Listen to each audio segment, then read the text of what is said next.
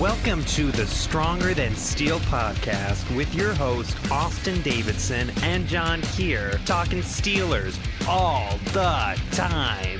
Now, here's Austin and John. Hello and welcome back to another edition of the Stronger Than Steel podcast. My name is John Keir, and joining me as always is my co-host, Austin Davidson. Hello. It is Season 5, Episode 25. The Pittsburgh Steelers are 5-0 after defeating the Cleveland Browns in impressive fashion, 38-7. A lot to like from this game. You could argue the Steelers didn't even play their best, but finally, after a good amount of time, the Steelers have now broken the 30-point barrier in back-to-back weeks, and they finally blew out an opponent for the first time in what feels like forever, in convincing fashion against a team that had looked pretty good over the first month plus of the season. The Browns fall to 4-2. The Steelers are now one of 3 remaining unbeaten teams in the NFL. The matchup looming with the Tennessee Titans, one of those other 3 teams, next week. But for now, the Steelers enjoying their only the second 5-0 start in team history, their first being in 1978, a year which the Steelers went to the Super Bowl. A lot to like here, isn't there? I know that there's one really bad bit of news regarding Devin Bush, but the big picture is really, really good so far. Yeah, this is really solid. After this upcoming week, there's only going to be at minimum 2 teams left. There will be at least one undefeated team after next week, but this is big for the Steelers because in the past 4 times that 2 undefeated teams have met this late in the season, that winning team has made it to the Super Bowl. Not necessarily won, but they made it to the Super Bowl. So this is a big deal, this next game coming up. But I just wanted to share some stats because I really am a big fan of Alex Azora's Stats of the Weird. So I started doing it. And I wanted to talk about these past 2 games. And so this is the first time the Steelers have put up back-to-back 30-point games since Week 2 and Week 3 in the 2018, where they put up 37 and 30 respectively against the Chiefs and the Buccaneers. But I went back further because the Chiefs game was a loss, so you had to go back even further to find the last time they put up 30 points in back-to-back games and won those games, and those being weeks 11 and 12 in 2017, where they won 40-17 over the Titans, and then 31-28 over the Packers. Then finally, the last bit of little fun stats about these 2 games. The last time the Steelers put up 38 or more points in back-to-back games was in weeks 8 and 9 back in 2014, over 6 years ago, where the offense scored 51 and 43 on the Colts and Ravens respectively. And you probably remember those games as Big Ben throwing back-to-back 6-touchdown games in those 2014 games. So I thought that'd be fun to share. Yeah, absolutely. You know, I'm a sucker for those types of games, those types of stats as well. So, you know, what kind of persuaded you to do that this week? Nothing. I got really interested because I was thinking, wow, the Steelers broke a really long streak of putting up 30 points. So what's the streak of them putting it up in back-to-back games? So I went like that, and then I was like, well, they obviously scored 38 in back-to-back games. Let's see when the last time they did that, more than 38. So that was my thought process. Alrighty, well, there's a lot of good to get to in this game, and we will get to it, but I think first we should start with the loss of Devin Bush, a torn ACL covering Dearness Johnson in the flat, planted awkwardly and tore his ACL. He had surgery today. I don't think we've seen any news on it, have we? No. The only bit of news is he hasn't been put on the IR yet. That's the only thing we know is that Mike Tomlin said that we'll know more in the future, but we're not going to know much now until he's on the other side of the surgery and then some. That was like paraphrasing, some along the lines of what he said. All right. Well, I would assume that he's going to end up being placed on injured reserve sometime this week. Yeah, to make room for someone else on the roster. Yeah. So with that being the case, losing Devin Bush is obviously a tough blow because there really isn't anyone else on the defense that can play the way he can. Now, I think it was easy to look at the way he played against Noah Fant in Week 2 and see that he's still going through growing pains. I think that he was playing better than he was as a rookie, but the fact of the matter is that his speed and playmaking ability is something that's going to be missed dearly by this defense because, again, there isn't a linebacker on the team that can do what he did. Very similar to the way that Ryan Shazier, when he was lost back in 2017, there was no one on the defense that could replace him. Now, Shazier was a much better player at the time than Bush is now, but I think the comparisons between the two is understandable and not too far of a stretch when you consider they're pretty similar types of players. Yeah, and Devin Bush was starting to really come on. I mean, in this game, he was hurt before the second half started, and he had finished this game with 5 tackles and half a sack with only half the game logged. That was 4th on the team. Really, both inside linebackers. The inside linebacker that replaced him finished 2nd on the team in tackles, but Devin Bush was really starting to go improve in his game for this year, and it's a shame that you don't have him for the rest. It's up to Robert Spillane to fill his shoes, at least for now. There's been some rumblings the Steelers might enter the trade market, but I have a feeling that they are going to at least test Spillane first. Well, what week is the trade deadline? Week 8? It's November 3rd. I don't know exactly what week that is. I guess it's 2 weeks from today, isn't it? So I'm, barring another injury, I actually don't really think that they're going to make a move, honestly. Yeah, I really doubt it, especially with Spillane playing really well in the second half of this last game. They obviously put a lot of trust in him. They let him be the play caller after Devin Bush went down, so I doubt they turn to someone else unless like UG3 or knock on wood, Spillane gets hurt next. So, yeah. Yeah, I just don't see the Steelers doing that. I know that the easy thing to do now is compare to what happened a few years ago when Ryan Shazier was replaced, but I think the team might have learned its lesson where after Shazier was injured, instead of letting Vince Williams and LJ Fort become the new starting tandem at inside linebacker, the Steelers largely decided to not play Fort until the very end of the year. Instead, they signed Sean Spence, re-signed him, who was not playing. He was a free agent, and Spence was just not very good. And, I mean, I'm sure you remember that, and I imagine that's a big reason why L.J. Fort left in free agency later that year. That's one of the worst calls that the Steelers have had in quite a while, too, because L.J. Fort's been balling out for the Ravens. He plays really well. Yeah, they obviously – I feel like we have better inside linebacker depth now. I like UG3. I like Marcus Allen. I like Spillane. I like what I saw from him, so – feel much better, but just to point it out, some names float around were Denzel Perriman, who hasn't been playing much for the Chargers, and then also Avery Williamson. The Jets are having fire sales right now. The Jets made 2 really tiny trades where they're like, please just give us anything for these players, and so Avery Williamson's been a guy that has been floated around in the trade market as well for the Steelers. So let's talk really quickly about what this team might be able to do, how this team might look on defense right now. So, they struggled in 2017 when Shazier went down to replace him at inside linebacker, and it was a trickle-down effect where the coverage was not nearly as good afterwards and run support wasn't as good. So there were issues there. I feel more comfortable now for several reasons. Number one, similar to the way I felt about Randy Fichtner, the Steelers' offensive coordinator, going into this year, I felt like Fichtner learned a lot from last year's season where he had basically nothing to work with terrible quarterback play, inconsistent play from everyone else on the line, and at the receiver position besides Deontay Johnson, and no contribution from the tight ends. I feel like that helped him become, hopefully, at least I think, a better coordinator this year. And I'm hoping that the way Keith Butler's had his struggles with the team throughout his early seasons as a Steelers defensive coordinator and the struggles he had replacing Ryan Shazier in 2017, I'm hopeful that he may have learned a thing or two in that process that might help him going forward this year. That would be ideal. I think the one difference, though, is that Fichtner also got another mind in Matt Canada. I feel like Keith Butler didn't really get anyone like that to help him maybe bring in some new ideas. But there is hope that Keith Butler could just learn from his mistakes without any help. Yeah, so and the other thing that really helps is I think this defense as a whole is just much better than that 2017 unit was.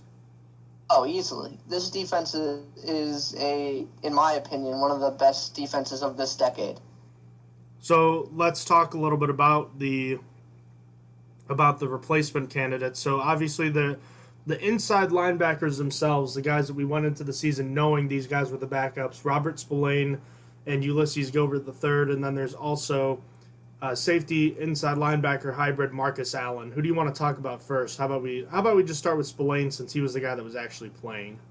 Yeah, Spillane got the nod as the next man up, so we could start with him. All right. So Spillane took over for Tyler Medikevich as one of the top inside linebacker backups, basically a special teams ace. I think he's very much built in the same, cut from the same cloth as Medikevich, a great special teams player, and a guy that's helpful in run support. And I don't want to read too much into what he did in half of a game. He did play very well, but I'm still nervous going forward about him being paired next to Vince Williams, just like I was concerned about a guy like Sean Spence at that point being with Vince Williams. To me, the way the inside linebackers play right now, I'd want one guy that is more athletic and one guy that's more of a thumper like Vince Williams. To me, Spillane is too more similar of a player to a guy like Vince Williams than Ulysses Gilbert. Now, I will say is that Gilbert has not played at all this year, so I definitely understand with staying with Spillane right now, especially when you consider that the matchup.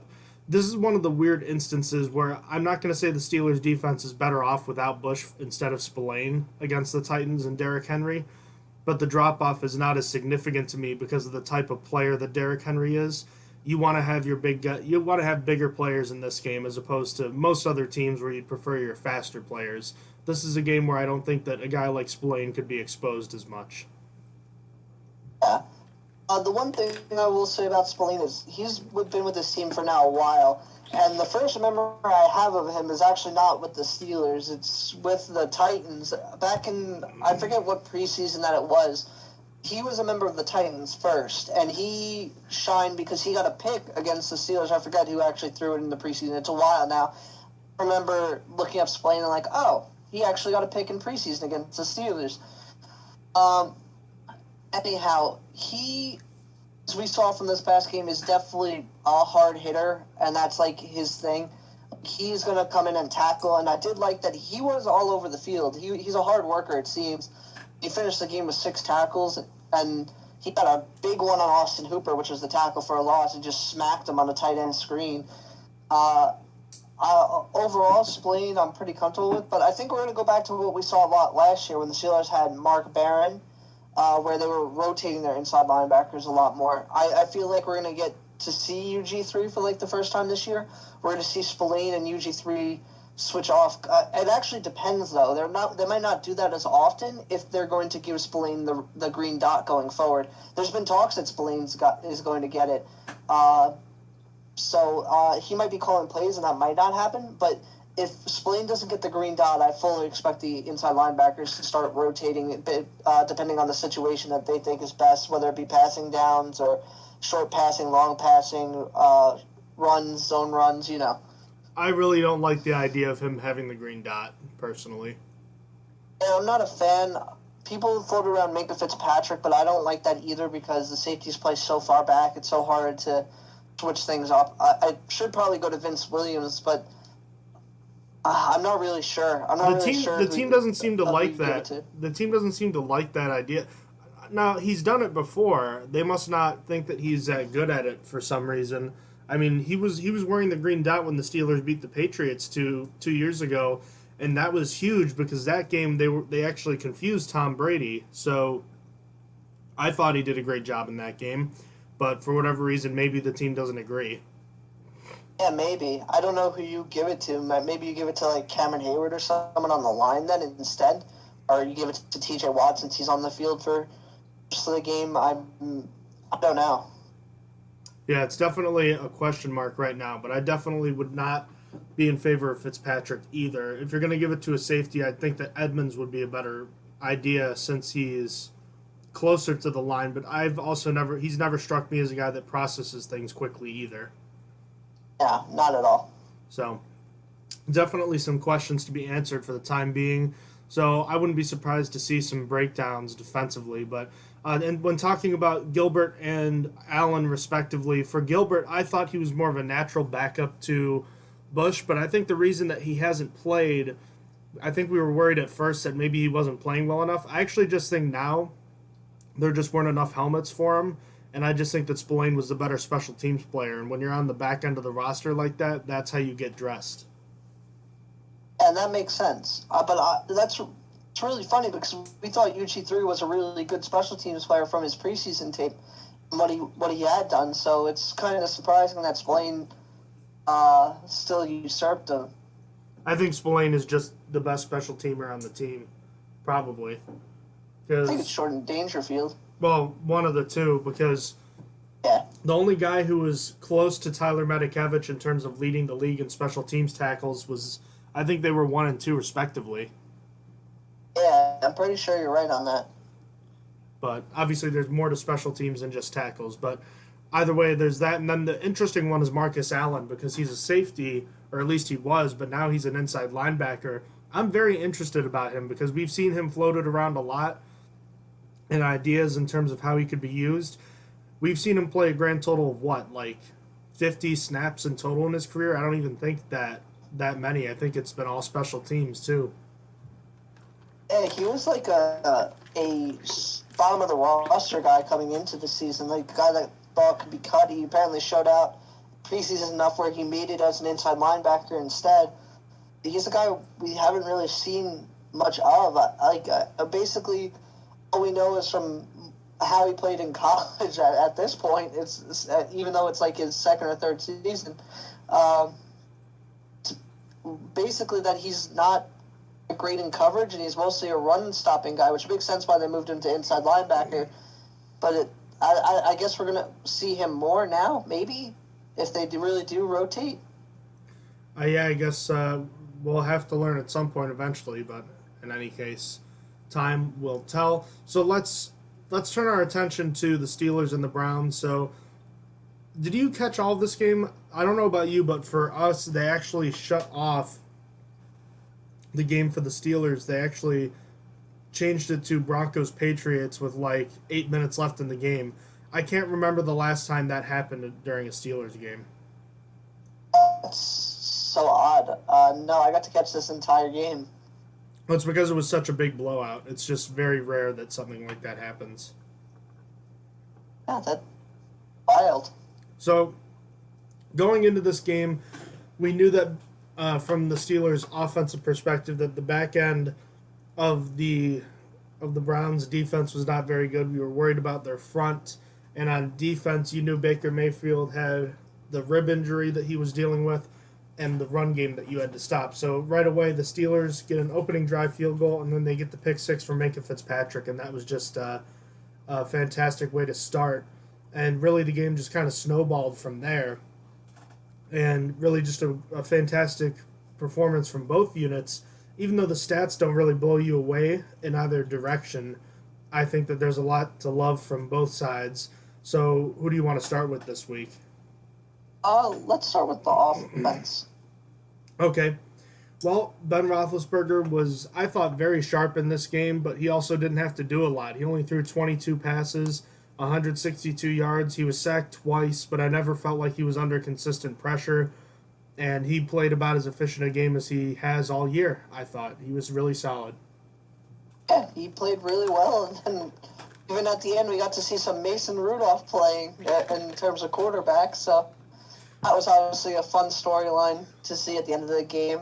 At that point, Myles Garrett had been off the field because it was well into the blowout. But, yeah, pretty good day for the quarterbacks, I felt like. So I didn't see the Mason Rudolph throw because, again, the game had been switched at that point. Who did he complete that pass to? I can't remember, but it was short range. That's all I remember. But that's all he basically got to do.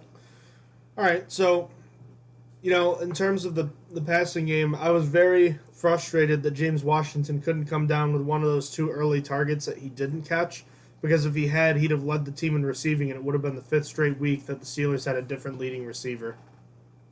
It was clear that he was part of the game plan. Like, he was the focal point going into this game. He was targeted like 5 times immediately. It felt like just trying to get him going. And He led the team in targets by 3 compared to everyone else. Yeah, and I think that he had that first catch, I think, was 27 yards right off the bat, that first 3rd and 5. So Ben Roethlisberger clearly liked what he saw from Washington early on. And Washington's never been that flashy, but I thought this was one of his better games of his career to this point, even though his long touchdown was basically uncontested, too. Yeah, I wish he got that other touchdown. The other touchdown, it kind of hit him in the arm, and they kind of said Denzel Ward broke it up, but, like, it really kind of just hit James Washington in the arm, and he couldn't come down with it, because that's his, like, strong point. He's supposed to be the contested catch guy, that he comes down with it with this strong hand. I wish he came down with that, but, I mean, he made up for it by getting the touchdown later. And shout out to Josh Dobbs. The reason that touchdown happened is Josh Dobbs pointed that out to Ben Roethlisberger, at least according to Roethlisberger, and told him to exploit it. So shout out to Josh Dobbs, man.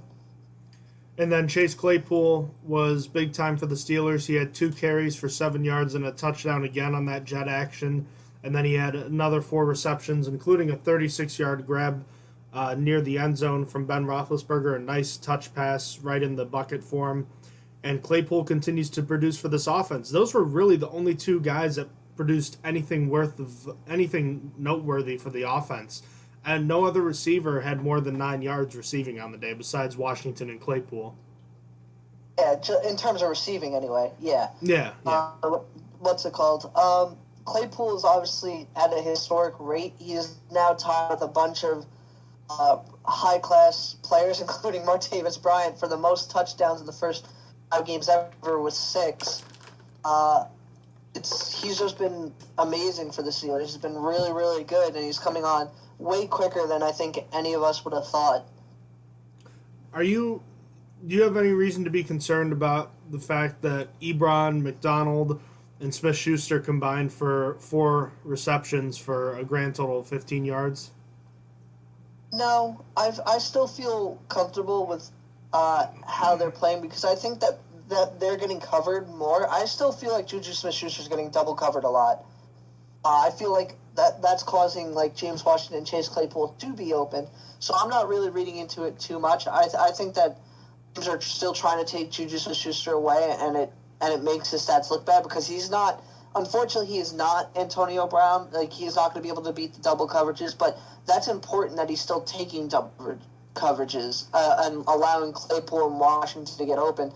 Ebron, McDonald, I'm okay with them still, because their blocking is starting to come on. Like, we see them block a lot better. I know Eric Ebron had a highlight block in this for James Conner in one of his runs, so I'm okay with their production so far, as long as they're still helping in some way, where like Juju is taking away coverage, Ebron and Vance McDonald are starting to block at a higher level again, which is what we were hoping to see from our tight end. So I'm okay with the production, as long as their guys are stepping up as well. Yeah, I mean, obviously they didn't need it in this game. The Steelers did get up really quickly too. They were up 24-0 late in the second quarter, and they were up 24-7 at the end of the half. So, I mean, they were up relatively comfortably. I still feel like there's another level this offense could have reached in terms of putting things together at times, just because there were some drives where there wasn't a lot going on. But I guess really anything beyond is nitpicking really for this offense, considering what they did. I mean, they still put up 31 points. How can you really be mad about it? So, I'd like to see more, but when you only throw the ball 22 times, I mean, can you really expect much more than what was done? He still spread the ball around to, 7 different targets? It's tough. It's tough to put up points when you're not throwing, because obviously running kills the clock a lot faster, so it usually limits how many points you could put up. So I was happy with them putting up 31 points the time they were given. Yeah, so let's get to the ground game then, because it didn't put up a huge gaudy numbers. They had only 129 yards on 37 rushing attempts, but the main rushing attack led by James Conner was very effective. Chase Claypool had a touchdown. Benny Snell didn't finish with a great average, but I felt like he was effective when he ran. So all in all, the ground game really controlled things in this one, and in the second half, they were just imposing their will on the Browns defense. And that last touchdown drive was a 9-play drive. I'm pretty sure they ran the ball in all but one of those plays. Let me see. Yeah, besides a pass to Claypool on a 3rd and 7, they ran the ball every other play on the drive. And that's not bad at all. So, I mean, there's a lot to love from the ground game in this one. I know that the Browns defense hasn't been anything super special this year, but that defensive front, even though they might not be as good of a run-stuffing unit, remember, we were talking about Larry Ogunjobi. We were keeping our eyes on Kevin Dotson in this one. And even though the PFF grades for him weren't that good, he still finished with a really good pass blocking grade, and the numbers speak for themselves. I don't necessarily agree with his poor run blocking grade in this one, because I feel like I saw him making some plays in this one. I feel like the Steelers kind of ran to the left a lot, too. So, like, I feel like there really weren't that many runs to the right. It felt like a lot of the runs were bounced out to the left. Maybe that's just me poorly remembering, but I thought that Dotson played really well, and I thought that Chukwuma Okorafor played really well right next to him. All in all, the Steelers have some pretty solid hope in their young guys, which still Kevin Dotson I'd like to see sit and David DeCastro come back, but there's promise going forward that maybe next year when Matt Filer is likely gone, that Kevin Dotson could take over at left guard. I'm trying to see right now. James Conner, it doesn't have a game-by-game basis, so the best I can do is tell you, what he's done over the course of the year. Most of his runs have come up the middle. That's not too surprising. But the most runs from any position has been off of right end, which is the right of the tight end on the right side. So that's the 8-hole, I believe. So 16 of his runs have been there. He has only 2 runs between off right tackle between the tight end. But it seems like most of his runs, if they're not up the middle, they are deep right. He does have 9 runs off the left end, but there's not a lot of tackle runs for the Steelers, it seems. Interesting. I feel like James Conner is more of a north-south runner, so it makes sense why he's running down the middle mostly. His runs off the right side, he's produced 4 runs of 10-plus yards, which is double than any other direction. Interesting. So, yeah, I mean, a fantastic ground game in this one. Again, I don't think the yards per carry average really tell the story with just how they physically impose their will over the Browns. I mean, again, not overly gaudy numbers, but they still put up 31 points, and they just manhandled the Cleveland front. I know Myles Garrett finished with the sack. Roethlisberger was sacked twice, but I never felt like the Browns were ever in control on either side. The Steelers really won the battle of the trenches on both sides, and it was quite convincing on both ends, too. Yeah, I think one of the biggest things in this game on both ends was that the Steelers were able just to control the ball like this entire game. It's really what it felt like. But on offense, they really were just pushing around the Browns' defensive line. I felt like Ogunjobi wasn't as good as he'd been, like you said. And then Myles Garrett was basically a non-factor. He got that sack, and it was like so late in the game that it didn't even really matter. And it did come off of Chukwuma Okorafor, but it wasn't like a terrible sack. So overall, play from the offense. So, you know, it's kind of interesting when they played this well. I struggle to find a lot of things to talk about because I mean, it's quite simple. The Steelers were just better in every aspect, and they just frankly dominated. Yeah, really, the Steelers just had the Browns figured out this game, and I think one of the biggest things to talk about was how the Steelers played on third down in both offense and defense. It was a swift round. There was a quote coming from after the Eagles game that said, all the third downs are fixable. It was stupid mistakes, fix them. Coming into this game, they completely fixed them on defense, sure. Like, the Browns were only able to convert 1 third down the game. I'm pretty sure they were 1-14. Is that correct? 1 for 14? They were... Third down? They were, let me check, on third down, 1 for 12. 1 for 12. I was a few off. 1 for 12. So complete turnaround from the Eagles game, where they had given up so many third down conversions on 3rd and long. The Steelers just played way better. They had Baker Mayfield jarred, and they got another 4 sacks in this game, which could have been even more because Cameron Hayward missed a sack and so did Bud Dupree. So really just dominant game. I'm trying to look back through the schedules. I think this might have been the most complete game the Steelers have played since we started doing this podcast. Maybe outside of the Texans game on Christmas Day a couple years ago. You look back I was thinking of the Titans game. That one. Yeah, that one as well. You could talk about the Panthers win from 2 years ago, but the Steelers still gave up a bunch of yards and points to Christian McCaffrey in that one. Just looking back on the whole, I'm struggling to find one since we started this podcast that was as dominant as that. I mean, there was a 43-14 win over the Chiefs, but that was just a few weeks before we started doing this. So, I mean, overall, this is probably a top 5 dominant win, and from the offense, not even a statistically dominant performance, but they were just so much better. It didn't even matter. I mean, the stats really don't tell the story for this one. And the Steelers were able to take away all of the Browns' best guys. Like Odell Beckham and Jarvis Landry really didn't do anything together. The only touchdown in the game to Rashard Higgins, they made him beat him with their 3rd wide receiver. On the defensive side, Garrett obviously had the sack, but other than that, the rest of their team wasn't very good. Like Ogunjobi had 1 tackle for a loss and 5 tackles, so that's, I guess, solid. But no, they were really able to shut down their best players. You mentioned Beckham Jr. and Landry. Let's switch to the other side of the ball. In the Steelers' defense, we were talking about the 3rd downs. That's, again, the mark of great coaching. Only 1 of 12 after giving up 10 of 14 the previous week. The Browns only 7 points in this entire game.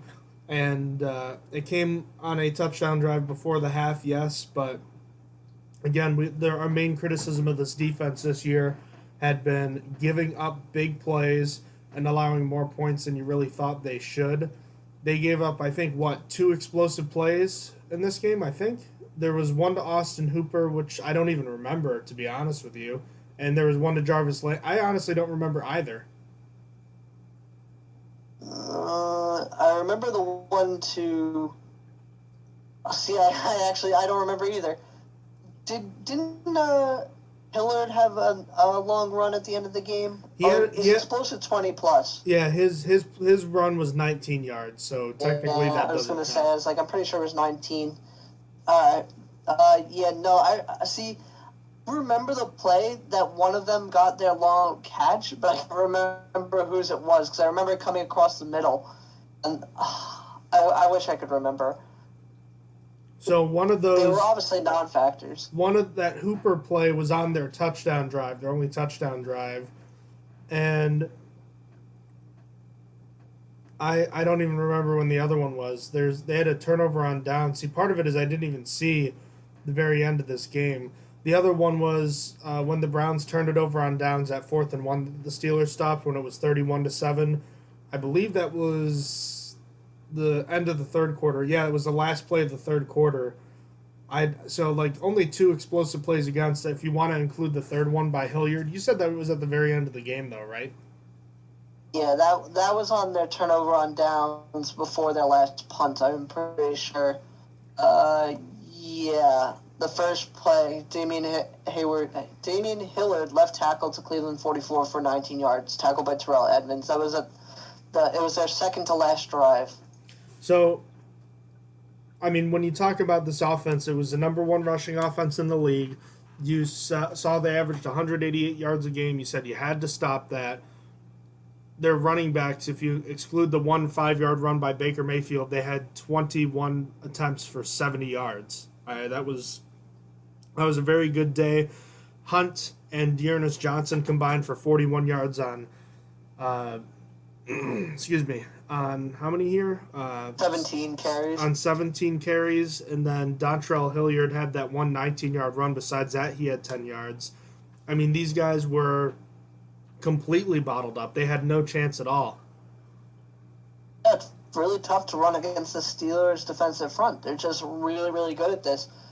Vince Williams and TJ Watt are first and second in tackles for a loss, and they've played one less game than most of the league. It's kind of wild how well the Steelers are playing against the run and getting into the backfield. And obviously, that the key play in this game that really highlights that is that 4th-and-1 play where Kareem Hunt was tackled for a 2-yard loss, and it was a turnover on downs. It was just incredible push through from the defense. And it's going to be really tough for any team to rush on the Steelers this year. It really is. You see, it's kind of funny because when you mentioned the play that signified it for you, I had a different one in mind. I was thinking about the 3rd and really long play when they were in the shadow of their own end zone. It was a draw play, and Stephon Tuitt forced a fumble. Do you remember that play? Yes, I do. Because at first it wasn't like people didn't realize it was a fumble. See, I don't know. Maybe it was just me. I had a feeling at that moment, like I knew a draw was coming, the way they were backed up, and I knew the Steelers were going to be ready for it. And Tuitt just absolutely manhandled his assignment and got through. And I knew the ball was on the ground right away. I don't know. I had a feeling about that play, and even in the situation where it's like you know what's coming and you're probably going to give up yards just because they're trying to get out of the shadow of their own end zone. You don't want to give up the big play. Tuitt still attacked, got past his man, and still made the big hit and tackle. So that was huge to see for me. Excuse me. Sorry about that. But just the overall dominance from this defensive line on the Browns' offensive line, which has been remade. I know they were missing Wyatt Teller, who's been playing very well at guard for them. But this is still, offensively, from a run-blocking standpoint, one of the better offensive lines in the league, and the Steelers just absolutely neutralized them. They had nothing to show for it. They were definitely missing Wyatt Teller. Chris Hubbard was getting pushed back so bad, and Joe Batonio, oh man, Cameron Hayward was pushing him back as well. Just all in all, it's just they didn't really have an answer for the Steelers' defensive pass rush. And I don't think something in this game that kind of was weird for me. I don't think they were prepared for how much Watt dropped back. Watt dropped back a lot more in this game, at least noticeably a lot more in this game for me. I kept seeing it. I'm pointing it out on Twitter. Obviously, we live tweet the games, but he dropping back, and I think they were letting a lot of the other pass rushers go, and I don't think the Browns were prepared for that either. They probably spent a lot of time trying to get ready for Watt, but he wasn't really coming off the edge as much as he normally does. Obviously, he still did a lot, but that was something I wanted to point out as well. Sorry about that.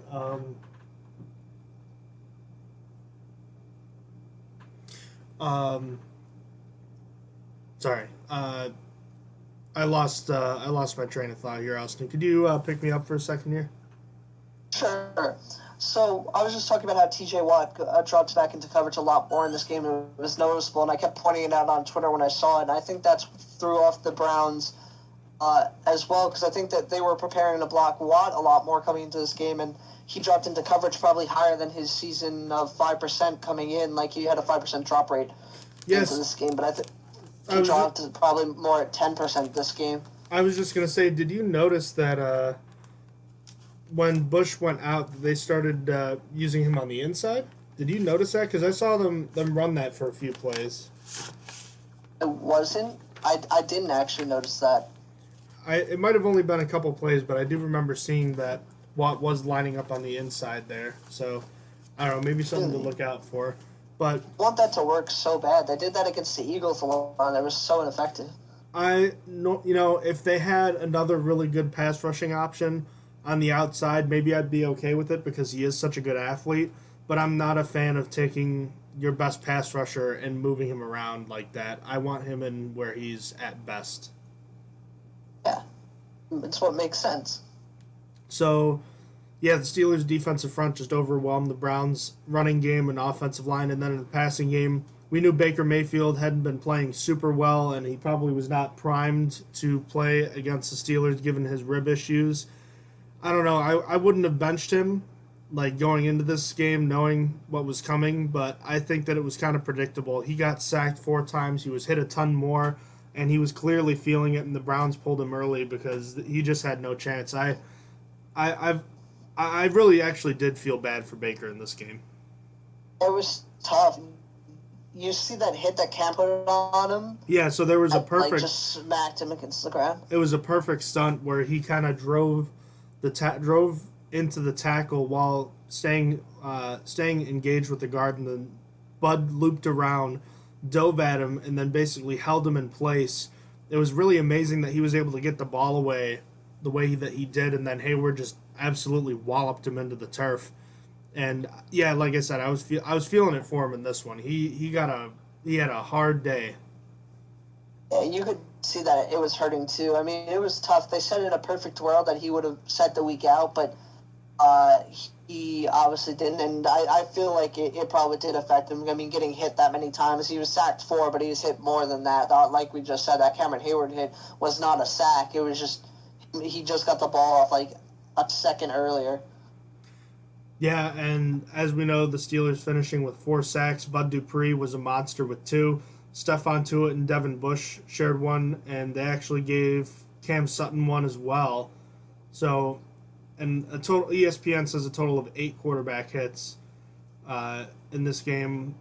So, I mean, these guys were just all over the place, and they hit him. PFF gives 5 hits. I'm just trying to get the totals here. They gave Stephon Tuitt, he had the sack. They gave him 4 hurries, PFF did in this one. Yeah, Tua was playing really, really good in this game. Really, really good. He's been playing really good all year. The half sack that he split with Bush. No. Yeah, they gave PFF gave him the full sack for that one, but officially he split that sack with Bush.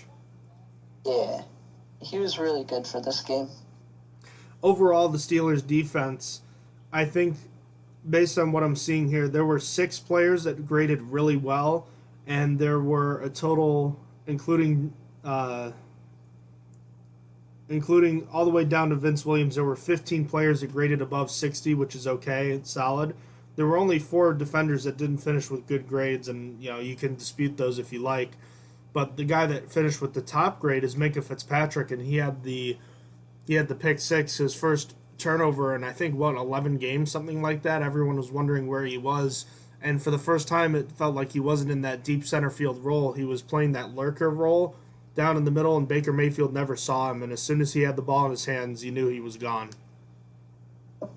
That was great from Minkah Fitzpatrick. He played really well in this game. Just curiously, who are the bottom 4 defenders that got bad grades? They gave the bottom 4 were Joe Hayden, Isaiah Buggs, Mike Hilton, and Cameron Sutton. Really, Cameron Sutton's odd to me, but I can see the case for Mike Hilton. Mike Hilton, I can already see Mike Hilton's grade was brought down by a really bad tackling grade. Same with Joe Hayden. They both finished with a tackling grade in the 20s. Oof. You hate to see it, Chief. It's because they gave Hayden 2 misses, and they gave Hilton 1. Yeah, Sutton's interesting. Sutton, I thought, played really well in the snaps he got to play, and obviously he came up with an interception. I know that doesn't mean as much to PFF grades, but I didn't think, like, as a whole that he played. I thought his coverage was good, so that was interesting. Yeah, definitely. But overall, this was a really good graded game from the defense, and I think they're only the second team ever to have 3+ sacks in the first 5 games and an interception in every game since like the '85 Giants or something like that. Like the way they've played is really. What was that? My broken was so. Know that one of the sacks the Steelers got wasn't really a sack. It was Baker Mayfield going out of bounds, but it got counted as a sack because it was for a loss, and it goes to the closest player. Cameron Sutton, was he the closest player? He's listed as he got a sack in this game. Yeah, that must have been it because I don't remember what that play was. So I think that's it. I think Cameron Sutton was the closest player. I was just looking at his stats in this game and just kind of curious, and I see that he's listed with the sack. So I guess he was the closest because I remember them saying in the announcements that, oh yeah, the closest player gets a sack. I didn't know that he was. Interesting. Yeah, right. So On the day, a solid performance from the defense as well. And again, there's just not as much to say when they're as great as they were in this one. So, great job, Yeah, there's not much else you really can say. A solid performance. Special teams, looking at it all, Chris Boswell, again, has been perfect since that PAT that he missed against the Giants back in week 1. Ray McLeod had a nice kick return, was solid in the punt return game. Some concern from Jordan Berry, though. He had a touchback, one of his 5 punts inside the 20. They brought in Jordan Berry for a workout yesterday. No word on him being signed yet, but I think that it could be kind of a shot across the bow at Colquitt. I did see a rep on one of the field goals or PATs where he did a great job, Dustin Colquitt did, on adjusting on after the ball was snapped into the ground, basically.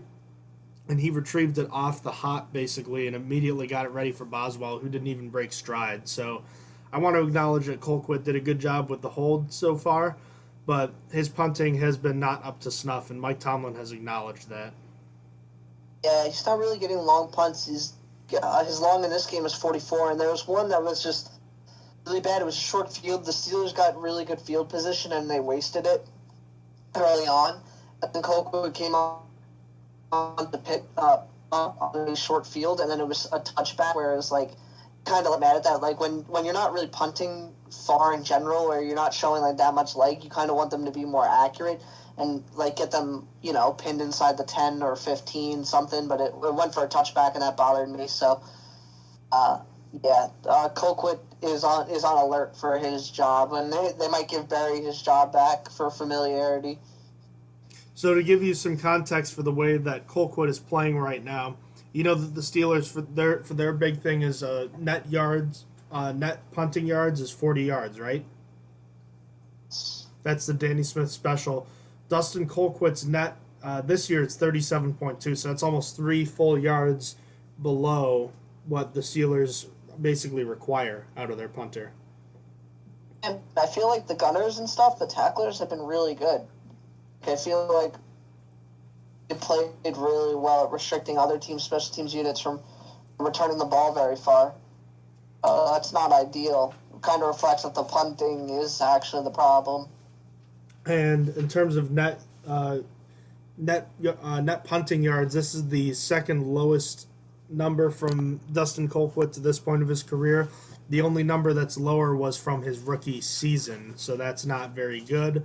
His 30% of punts inside the 20 currently ranks as, I believe, the second or third lowest of his career, actually the second lowest behind his third season in the league. And his touchback percentage is at 10%, which is about 2 percentage points higher than his career average. So he's clearly not playing as well right now as he has for his career baseline. But I guess the question is, he's probably not being expected to get to his career peaks, given the fact that this is his 16th year in the league. But I think it's fair to want a little bit more. He's 27th in regular average, and we know that his net average is about 3 yards off where the Steelers want it. So he's got to play a little bit better right now, and his job is in jeopardy. Yeah, we might only see him for 1 week. It's highly possible that they sign Barry after this week. What's your opinion on it? Would you be okay with that? Would you be wanting that? I don't know. I feel like what's it called? I would rather Matt Weil, who's a free agent. I don't know why we have to. It's Barry or bust, or it's like we'll try one guy, but we're going back to Barry. That seems pretty lateral to me. You're taking one set of problems, and making a lateral move to another set of problems. You're likely to see more mistakes with Barry, where I feel like if Barry was in on that hold that Colquitt really fixed and set the laces forward in like half a second, that would have been fumbled. That would have been bobbled. I don't think Barry does that. So it's just like you're moving one set of problems for the next, and I guess you're choosing your battles. So I would prefer bringing in another punter. If we're going, I can move on from Colquitt, but I would prefer it be someone that's not Barry. Yeah, to give you an idea of the difference between them, PFF, anyways, graded Jordan Berry's last season at 64 for his punting grade. Colquitt's this season is 61. So There's not a huge drop-off between them right now. Yeah, so it's kind of like, it feels like it'd be just a waste of money to just sign Colquitt and then move on and go back to Barry. It's cap space. I'm trying to see. I think part of it might be the fact that Dustin Colquitt is allowing more punts to be returned. Barry had almost 2/3 of his punts, a little bit more, but not quite 2/3 of his punts were being either fair caught or were not returned. For Colquitt, it's over half of his punts, so maybe that's the big difference they're looking at. The net for Jordan Berry last year was at 40.8, so that is important to make sure you take note of that. Yeah, maybe they like Barry's hang time more. That's probably it. That last year, I have averaged 4.44 seconds.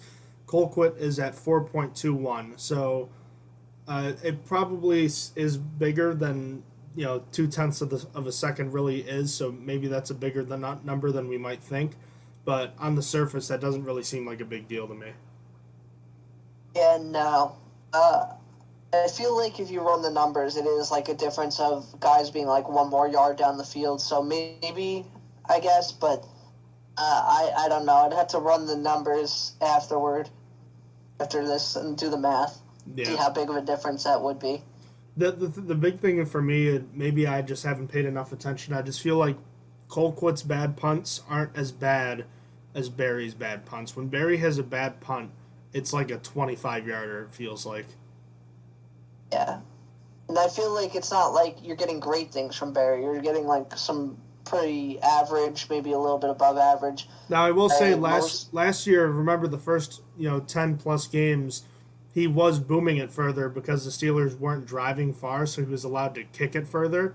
So I feel like that helps him. But when he has to pin them, I never felt like he was elite with that. No, not at all.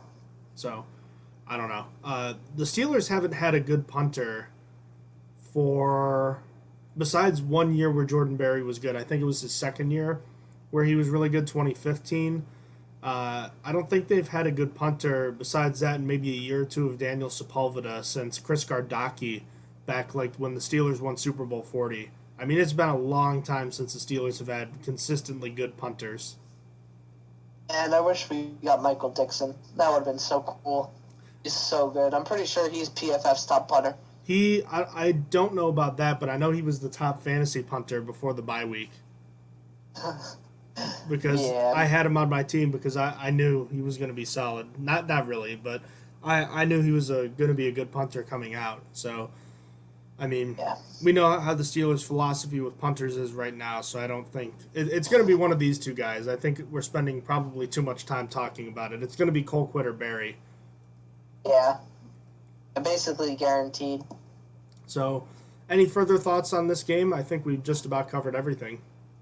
No, I think we're good, other than unless you want to talk about the other injuries that came from this game. Sure, you want to hit on those? Sure. So Mike Hilton was knocked out of this game with a shoulder injury. It doesn't sound super serious, but the severity is mostly unknown. It was being evaluated. He did not participate on Wednesday. Marquise Pouncey also re-aggravated his foot injury, and Tomlin said the injury will be monitored throughout the week. He did not participate on Wednesday. Speaking of re-aggravation, Derek Watt re-aggravated his hamstring injury in this game. He did not participate on Wednesday.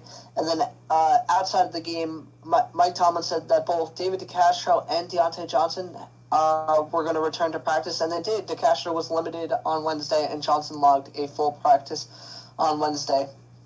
And so, yeah, that's about it for the injuries. All right, you want to get to... I don't think there's any other Steelers news to talk about. You want to get to general NFL news? Sure. So, the first thing is that Taylor Lewan announced that he tore his MCL and is out for the year. It's an unfortunate Sunday for some Michigan boys. I kind of forgot that Lewan was at Michigan, obviously, before Bush. But, both Michigan boys tore ACLs and MCLs today, so not good for them.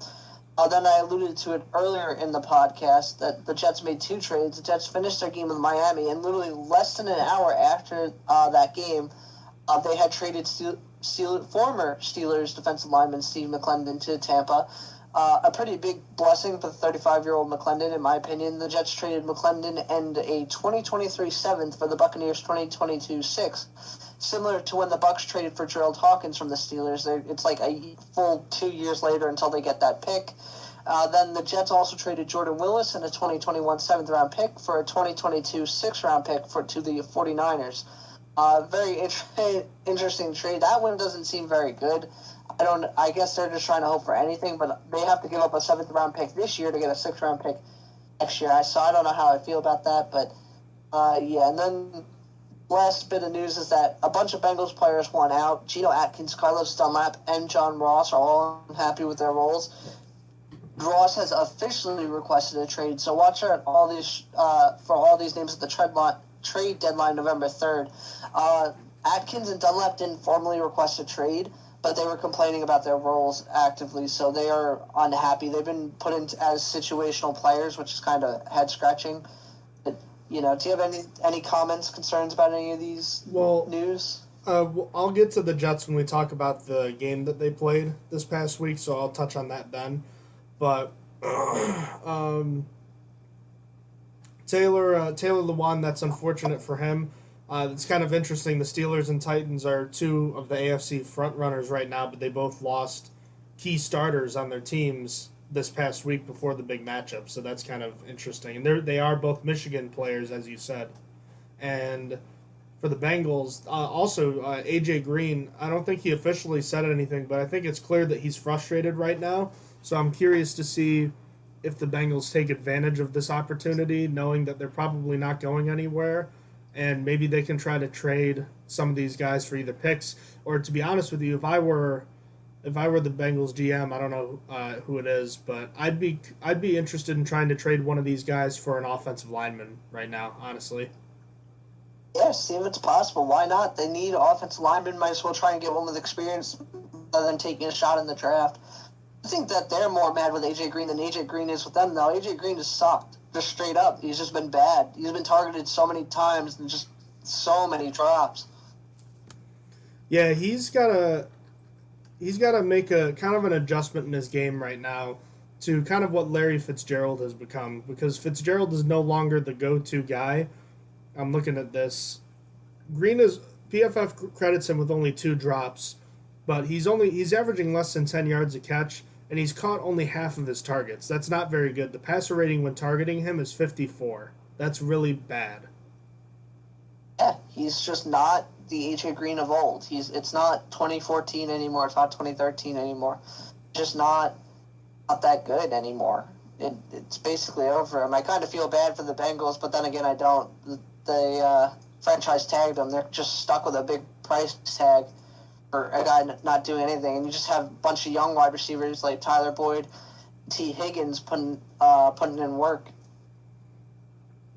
Trying to look at Larry Fitzgerald, because Larry Fitzgerald is basically a slot guy now. That's not really the name of the game for a guy like Green, but if Larry Fitzgerald could do it, maybe A.J. Green could, but I digress. Let's get to the slate of games. There was no Thursday night game this past week, so let's start with the Texans and the Titans. Let me get to the page here. Week 6 of the NFL season. The Titans won in overtime, 42-36. They almost blew this one, and a 2-point conversion attempt by the Texans that didn't work gave the Titans a chance. They scored and got their 2-point conversion, and Derrick Henry went off 200 yards again. And, Henry started slow, but maybe he's ramping up a little bit earlier this year, like you mentioned, how he likes to do. And the Titans, not impressive on defense, but they got the job done again, and just like the Steelers, they are 5-0. I literally knew it was coming. John can confirm I had tried trading for Henry last week. I knew it was coming. This always happens. Derrick Henry starts slow. People question it, be like, I don't know. And then he just starts taking off and starts putting up massive amounts of games. Over the span that he's been in the NFL, he has more 200-yard rushing games. He has triple the amount of 200-yard rushing games than the rest of the NFL. One other player has had a 200-yard rushing game while he's been playing. It's literally wild how crazy he goes off when he does. Just absolutely crazy. And he's going to be scary to face next week, that's for sure. What's kind of wild is that he's thought of as this big, bulky, powerful guy, but he can actually build up a ton of speed. He topped out at over 21 miles an hour on his 94-yard touchdown run. It never That's looked insane. And I was mentioning to my friends who were watching the game with me, is that it never felt like he was sprinting when that was happening too. It was almost like he was jogging. I mean, he really is. He's built like a machine, really. He is a freight train. He is scary. I don't think there'd be money that you could pay me to try and tackle Derrick Henry. It's literally, I'm going to get hurt. There is no. I feel bad for cornerbacks, like NFL cornerbacks that have to try and tackle Derrick Henry, because it's like not going to happen. We just saw Josh Norman get tossed to the side like 2 weeks ago, like a little baby. Enz is a scary, scary man on the field. And I think it helps you to understand when you combine the speed that he does have with just how big and bulky he is, why he has all these long touchdown runs. Because once he gets ahead of steam going, you can catch him, but it's just so hard to tackle him. He's like what Jerome Bettis would be if Jerome Bettis also had 4.5 speed. Yeah, it's ridiculous. And honestly, 4.5 is not even cutting it. He's like 4.4 speed at this point. Yeah, his momentum is absolutely insane. You don't stop that kind of momentum, man. You just don't. So, obviously, we'll be talking more about him in the coming week. A game that was surprisingly kind of good was the Colts and the Bengals. The Bengals got up early, but the Colts came back. Phillip Rivers finally had another solid game after people started questioning him. So good for him. The Colts, a quiet 4-2. They have 2 disappointing losses, but their wins have been relatively impressive. Kind of a disappointing performance from their defense, though. Yeah, I was surprised that the Colts were able to bring this back. I really thought that after they got down so far, I didn't think Phillip Rivers had it in him to bring this game back, but good for them. I mean, the Bengals, you know what was the scariest part about this? The Colts defense was like failing. Through the first half, the Colts didn't have a sack, and Burrow was able to sit in the pocket and throw, and in Cincinnati, he shouldn't be able to do that. This current offensive line. I really thought that the Colts had no chance coming back in this game, but somehow they were able to. I think part of it's because the Colts' philosophy on defense is like the opposite of the Steelers and Ravens, where they sit back more. They don't blitz you as much. Still, working against that offensive line, not having a quarterback hit through the first half of the game, that's a little bit wild to me with how bad Cincinnati is. The Falcons continued the trend of teams winning the week after they fire their head coach. I thought they would be the exception to the rule, but I did not take into account Kirk Cousins, who was very, very bad in this game. And the Falcons managed to do something pretty impressive. They scored 10 points exactly in every quarter to finish with a 40-23 win. Yeah, I'm really glad that people are finally on, wow, Kirk Cousins sucks, because it's been a while. He hasn't changed his game. His game hasn't changed. It's just he's now making, defenders are making more plays on his poorly placed balls.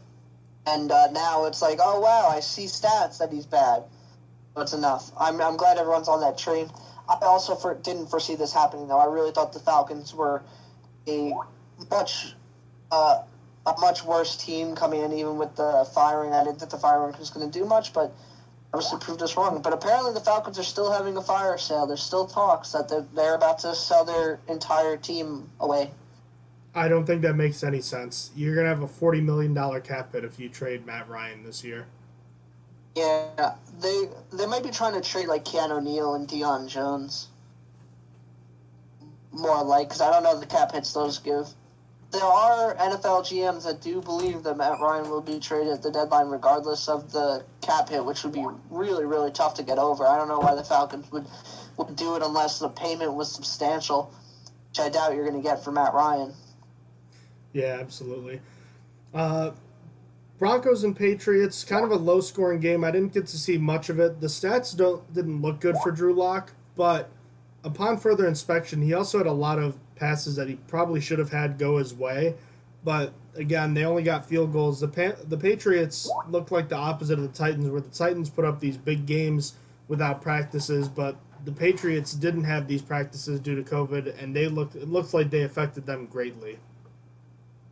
Yeah, the Patriots definitely didn't play well, and the Broncos really did try to lose it. They were throwing in a situation where they shouldn't be throwing, and they had an interception late on like a play that they should have just ran it, and it let the Patriots have a chance at coming back and winning this. And they were able to hold on, but I mean, it was kind of two. It was two teams playing bad. They're like, you win it. No, you win it. Obviously, field goals were enough for the Broncos to win this game, and it was good for them. Wild game for McManus. I'm sorry, not McManus. No, yeah, McManus. I'm sorry. Every once in a while, I want to say Prater because he was with the Broncos for so long, and it confuses me, but it's Brandon McManus. The New York Giants get their first win of the season, defeating the Washington football team. I am a firm believer that Washington is going to go nowhere with Kyle Allen at quarterback. I believe that it's either going to be Alex Smith or Dwayne Haskins, and if it's not either of them, then this team has no chance. I think Kyle Allen is merely a backup, and maybe that's what Smith and Haskins are, but we already know what he is. Yeah, just not good. This is why I think that literally anyone could win this division by the end of the year. It's literally the Giants could. You could sell me the Giants beating the Eagles twice, and also beating the Cowboys again.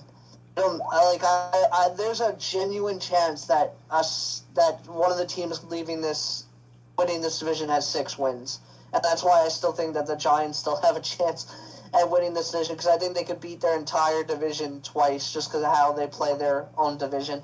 It's really, really sad division to watch. Well, they already lost to the Cowboys, so the best they could do is 5-1. Sorry, my bad. In my head, they won. They just covered the spread. I don't know.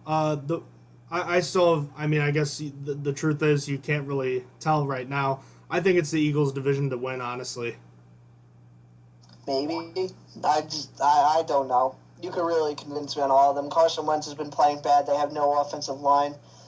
Their defensive backs aren't that good, and their linebackers are really, really terrible. And then you look at the Cowboys. The Cowboys have like the most talented roster in the division, and they're just not playing good. Their defense is just straight cheeks. The wide receivers aren't playing up to the level, and now they have Andy Dalton, of course, which is probably the biggest deal.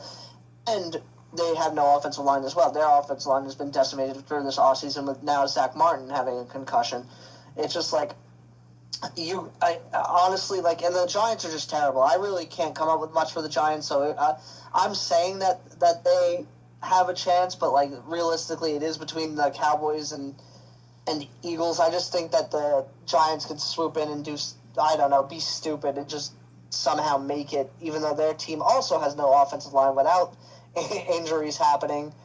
I mean, their defense, I guess, is okay-ish. No. All you need to know about the Giants is that Daniel Jones is their leading rusher. That is true, but like the Cowboys have the worst defense in that division, even if you look at it. And then I think the Eagles are better than the Giants, but the Giants had James Bradbury's been playing well, I feel like, and stuff like that. Whole division is just it's just a mess. Yeah, so what's kind of interesting is I was watching Andy Dalton on that Monday night game, and we'll get to it in a minute. But I was watching that game, and what my thought was when I was watching Dalton throw the ball, he was getting hit, was Andy Dalton left the Bengals to be on the Bengals again. That's almost exactly what's happening. He has no offensive line in Dallas anymore, which is odd to say, but it's just like all hurt. Everyone's hurt there. It's basically the receivers are better, but outside of that, the team is in a very similar shape. So, it sucks for him from that standpoint. But anyways, let's get back to the game at hand. Anything further to say about the Giants and Washington football team? I mean, these teams are struggling. Like I said, I think Washington just needs the quarterback. The Giants need a lot more than that. The NFC East is bad, and it should feel bad. The Eagles actually showed some life late in the game against the Ravens, putting up 22 points in the fourth quarter, but it was not enough. A failed 2-point conversion gave the Ravens their 5th win of the season, while the Eagles fell to 1-4-1. Again, this is why I think the Eagles have the best shot, because even though they have all these injuries, I feel like they're putting up the best fight right now. But, A decent performance from the Eagles, but too little, too late. Should be getting better, but the problem with them going forward is we don't know the severity of Miles Sanders' injury, and Zach Ertz also got hurt. And so while they're getting Dallas Goedert back and maybe Deshaun Jackson and Alshon Jeffrey might never come back because he apparently hurt his hamstring along with his calf now. So it's like if they get anyone back, it's like a lateral move because they just lose more. So now that they're out Miles Sanders this week, I know that for sure. I haven't heard much about Zach Ertz, but they did have a late house showing against the Ravens. And shout out to Travis Fulgham, man. That man has come on pretty heavy. 3 straight games where he's just balling out. And not against easy defenses either, so he looks pretty good, but yeah, not enough. The Ravens were the better team. 2 teams that have surprised this year in the Bears and Panthers for different reasons. The Bears come away with a not overly impressive but a workmanlike performance in their 5th win of the season with a 23-16 decision. Teddy Bridgewater struggled a bit in this one, but not a lot going on here. But the Bears are 5-1, which is impressive, and the Panthers are 3-3, which is both teams surprisingly good starts so far. Just really feels like the Bears shouldn't be 5-1. Like to me, it blows my mind. I look at it like, nah, that's not real. I don't know. It feels so weird. They feel like imposters. I don't know. The Lions and Jaguars, 2 teams on the outside right now. The Lions get their 2nd win of the season. Keenan Cole with 143 receiving yards. DeAndre Swift with 116 rushing yards. Big under-the-radar day, but a good win for the Lions, which Matt Patricia desperately needed to keep his job.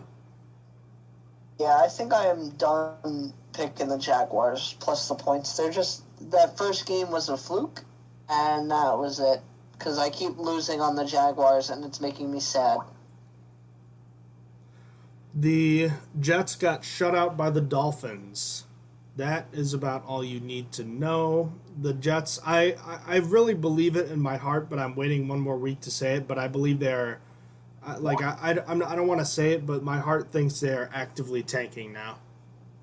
You're 1 week away from John admitting that he thinks the Jets are not going to win a game. I've been here for 3 weeks, I think. Three or 4. I think it was 3. I still it's so hard for me to think that a team can't sometimes accidentally stumble into it. Even without trying sometimes. But the fact of the matter is this team clearly has no reason to keep its current head coach. There's signs that him and defensive coordinator Greg Williams are having disputes, which is never a good sign. I mean, there's clear instances like when the Browns fired Hugh Jackson and Todd Haley that there's major dysfunction going on, and the owner seems to have no interest in doing anything about it. There's no reason that he should still be the head coach, and I'm still waiting for that to happen, but the fact that he wasn't fired this week really makes me think that the Jets are okay with losing and that they are frankly not concerned with winning a game. I really think that even teams that tank want to win a game because you don't want to be the Lions, the Buccaneers, or the Browns, those teams that went winless. But I think the Jets may wait until they feel like they've safely secured that first overall pick, which is insane because, to be honest with you, if I were Trevor Lawrence, I'd look at the Jets and I'd tell them to F off this upcoming year. I'd tell them I'm not going to play for them. Then you just get screwed until the next year when Trevor Lawrence returns to school and the Jets are 0-16 again. I'm on the verge of saying the Jets even cover a game this year. I'm almost there. I'm now past being 0-16, and I'm almost ready to say that they can't cover a game this year until they start throwing the lines up to double digits for the Jets. I'm not sure that they're going to be able to even cover a game this year. It's tough. I'm not there yet, but I definitely am at 0-16. This team is embracing the losing. They're keeping at the ace. They just got rid of probably their 3rd best defensive player in Steve McClendon for scraps because he's 35, and they're just saying, screw it, we're embracing this. So they got rid of another defensive player, basically just to say, yeah, we're still getting rid of people. So I just have no belief in them at all. They have the worst point differential in NFL history through this many games, and they're on pace for the worst in NFL history. So, yeah. It's just terrible. The Dolphins finished that game with no health linebackers and were able to shut them out fine. And I get it. Xavier Howard and Byron Jones are good. I was a fan of Byron Jones coming from Texas, who played safety in this game. But you gotta put up points. You really do. And I know that at the end of the game, when it was too late, they went for it on fourth down to try and get a touchdown, so they could have 3 points. The third downs in this game were absolutely horrendously pitiful. There were 3 converted in total. I don't think there was a single one converted until there was 7 minutes left in the game. And that's on both sides too. That was really weird. The Dolphins were winning, and neither team had completed a third down. It was really, really bad. So, last thing to get to, the Dolphins have benched Ryan Fitzpatrick for Tua Tagovailoa. He'll be starting against the Rams, not this week because they're on the bye, which I understand, but it'll be Tua coming out of this game into their next game, which I am puzzled by because I know Ryan Fitzpatrick, even though he's not playing MVP level like he was a few years ago to start the year, but I really am not a believer in benching a player who is not performing badly like this. I understand that he's a placeholder, but I think it sends the wrong message to the team when you're benching a player who's played well this year in favor of a guy who's unproven like that.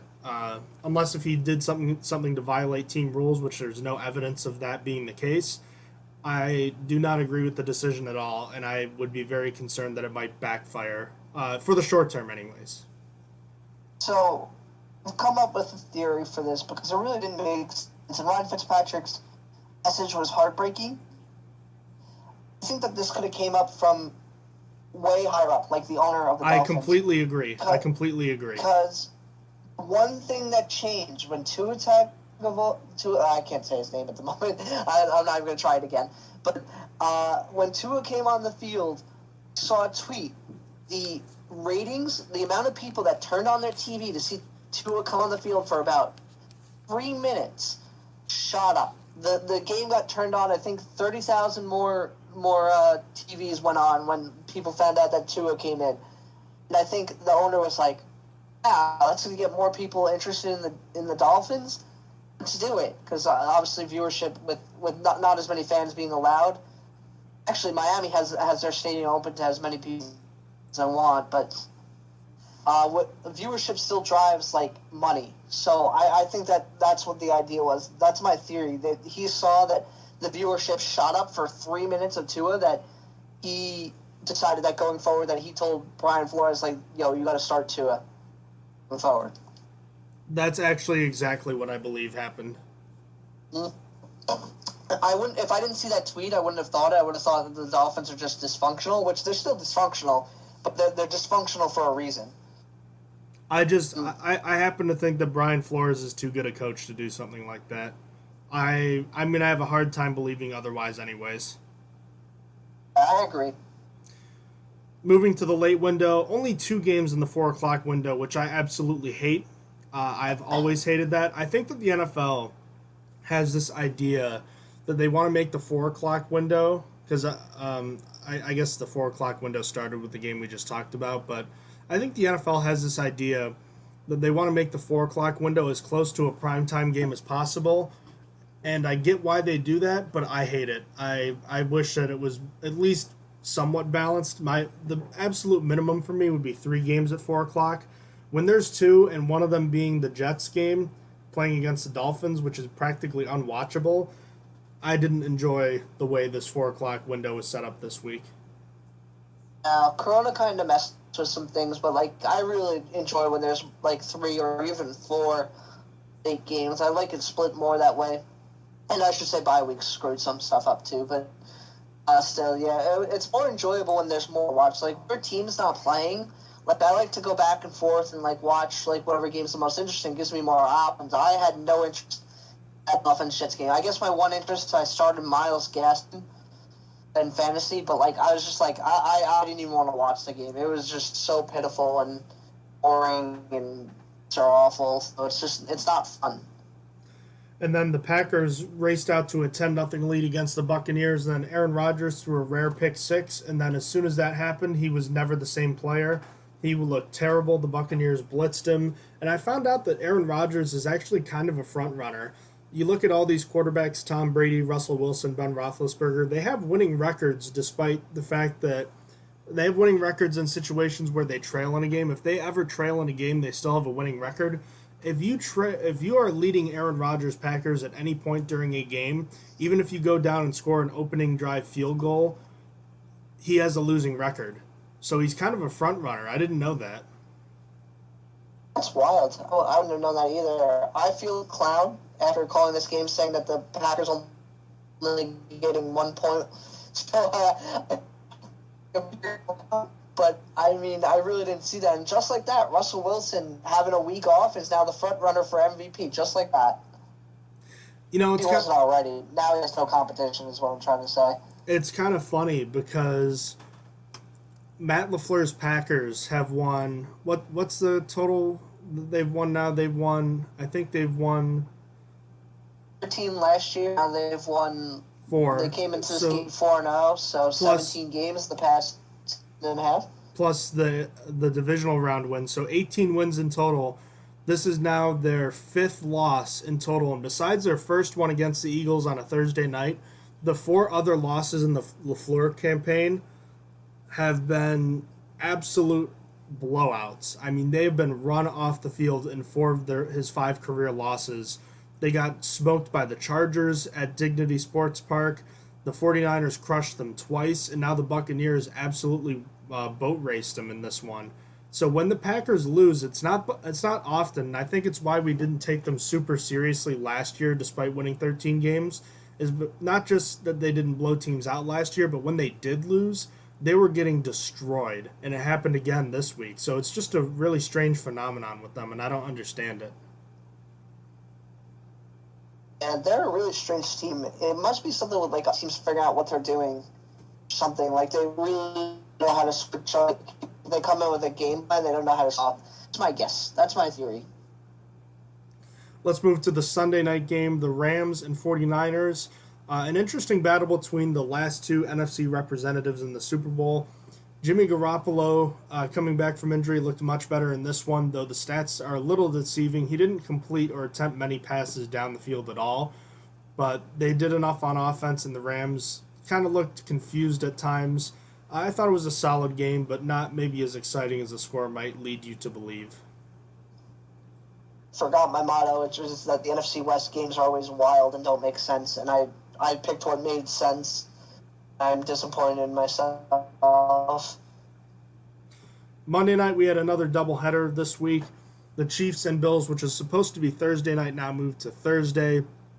The Chiefs they never really, an efficient game from Patrick Mahomes, but it was their ground game that was really impressive. The Bills' defense, which last year was being talked up with the Steelers as one of the best units in the league, has been really bad this year, and they didn't offer any resistance against the Chiefs. Again, the Chiefs' passing game was not even in sync that much by their standards, and they just pushed the Bills all over the place. And the Bills just had no answers for stopping the run. The Chiefs just ran the ball whenever they wanted. It was kind of surprising, and we've now had 2 straight weeks of disappointing play from Josh Allen after his hot start. I'm not ready to say that Josh Allen was just on a hot streak and he got lucky, but I think the fact of the matter is that Josh Allen maybe where he is right now is somewhere between what we've seen the last 2 weeks and the first 4 weeks. Yeah, the Bills, he isn't the reason they lost. He could have played better, definitely. His run game is not helping him at all. I don't know. Singletary, I feel like they don't use enough. He didn't have a good yards per carry this game. He's always been solid, and they just got Zach Moss back for this game, but they weren't really able to do much. And then the big reason I felt like they lost this game is they just weren't able to get Clyde Edwards-Helaire down, and that's tough. He hadn't been very good. He's been okay. Like, he's been solid. Like, he came into this game and rushed all over them. The Bills were able to do nothing. A part of the reason could be because they're missing their middle linebacker, Milano. Like, they have a lot more problems with how bad they played against it. I don't know. I thought that they would get better after adding Addison in the offseason, but they've played worse. It's just not been very good. And I know that their inside linebackers have been mostly hurt this year, with Tremaine Edmonds being hurt earlier on and Matt Milano now being hurt twice on 2 separate occasions. Like, I want to see better from them just in general. I feel like they should be playing better. And then the final game of the week, the Monday night finale, the Cardinals destroyed the Cowboys at home 38-10. I don't know if I've ever seen such a weirder stat line between quarterbacks. Andy Dalton completed 25 more passes than Murray. Murray only completed 9 of 24, which is awful. The Cardinals somehow dominated with that. Kenyon Drake is large part because of that. He rushed really well and got a garbage time score that was like 69 yards. So, I mean, that's part of it, but that was wild to me. And also, Kyler Murray rushing is insane. He's really, really good at it. But I want Kyler Murray to calm down. That's the biggest thing. Like, I feel like for a 9 for 24 stat line, I really thought a big reason why that stat line looked like that is he was just like too jumpy, and that's what Kingsbury said it going into half. He's like, he's just got to settle in, and he started to settle in, started to get some nice completions. He got that 80-yard touchdown to Ashton Kirk, but he's got to start settling in because he missed some like wide open throws. Larry Fitzgerald at the end for a touchdown. He missed DeAndre Hopkins open early. He settle down and relax. It's kind of interesting because the last few weeks he completed a ton of passes, but for like no yardage. This week he didn't complete a ton, but he was just launching these balls down the field. So I think it was a little bit of a correction on that end. When he did complete the ball, it was in the air, like he was moving it down the field. But the bigger story is the Cowboys' offense right now. I mean, we already know their defense is terrible, but they could just not get anything significant going on the ground.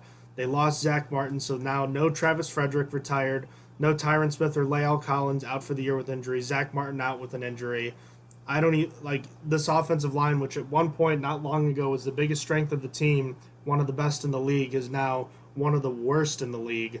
And they have a really good receiving core with Amari Cooper, CeeDee Lamb, and Michael Gallup, and even Cedric Wilson too. But, you know, Andy Dalton isn't Dak Prescott, even though he is a solid backup. But, I mean, it's in rough shape for Dallas, and it's getting worse for them by the minute. And the Cardinals, this was an impressive win for them. Yeah, I mean, also doesn't help when the Cowboys' seemingly best player in Zeke fumbles twice. Fumbled and lost in his career game. Yeah, definitely not a good look for him. So that concludes our week 6 picks. So now we have Thursday Night Football tomorrow. An NFC East slugfest. I'm sure we're so thrilled with that. We have the Giants at the Eagles. Philly's getting 4.5 here. Yeah. Asteroid? Meteor? I don't know if I'll watch this. Yeah, it works. Chances are I won't, but even if I was, I probably wouldn't. I am gonna pick the Eagles to cover. Like, I'm not confident. I'll just pick the Giants so that I have something else to root for. I liked this game a lot better last year when Eli Manning had to come in at halftime. Can he do that again this year? Can he come out of retirement? Come out of retirement. And that's amazing because he didn't play well for the last 3 years of his career, but at least that was interesting. And now there's just, I don't know, there's nothing really to say.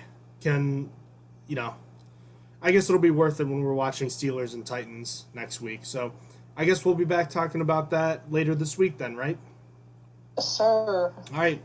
Well, in the meantime, if you have any questions about the show, please feel free to email us at strongerthansteelpodcast@gmail.com.